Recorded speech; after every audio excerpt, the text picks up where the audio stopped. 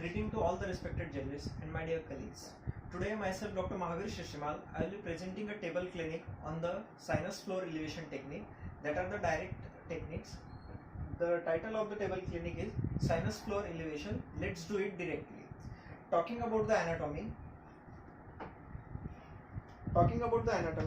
the sinus is also known as the antrum of Highmore.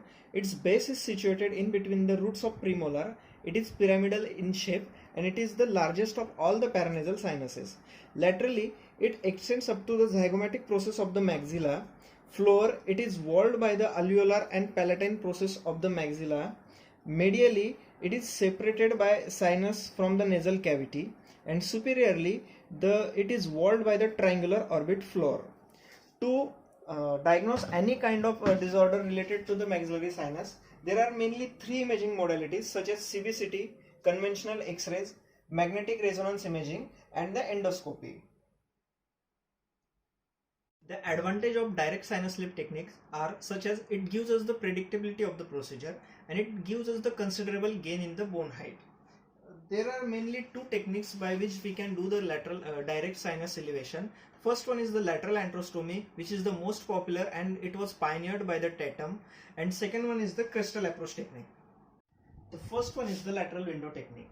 In this technique, we just do the mid crestal incision and just we reflect the full thickness mucoperiosteal flap. Once we reflect the full thickness mucoperiosteal flap, we just mark the position of our window and we create the window. We can create the window by two techniques. First one is the small headed round burr and second one is the piezosurgical unit. Once we have created our window, we can just by the use of specialized set of our instruments, these are the direct surgical lift instruments, in which we can just detach the membrane from the Schneiderian membrane from its bony outline, and once we have detached it completely, we can delicately elevate the Schneiderian membrane and we can simultaneously insert the bone graft and the fixture at the same time. The next one is crestal approach by the CAS kit. This CAS kit consists of two different type of drills. First one is the twist drill, which comes with the stoppers. We should stop 2 mm below the membrane with the help of twist drill, which is used for the osteotomy. The second one is the CAS drill. CAS drill gives us the advantage of collection of autogenous bone. Next one is the hydraulic lifter. This hydraulic lifter assembly, it is attached to the syringe which is filled with of saline of 1 mm. This saline is injected inside this saline is inserted into the cavity and which leaves the membrane by 3 to 4 mm. 1 mm of saline can elevate the membrane by 3 to 4 mm. The next one is crestal approach sinus balloon technique.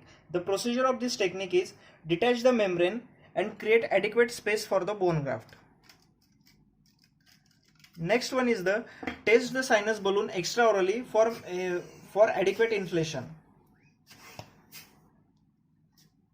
Insert the balloon inside the cavity and repeat the procedure 3 to 4 times to achieve the elevation of the maxillary sinus. By this technique, we can achieve 6 to 6.5 mm of elevation.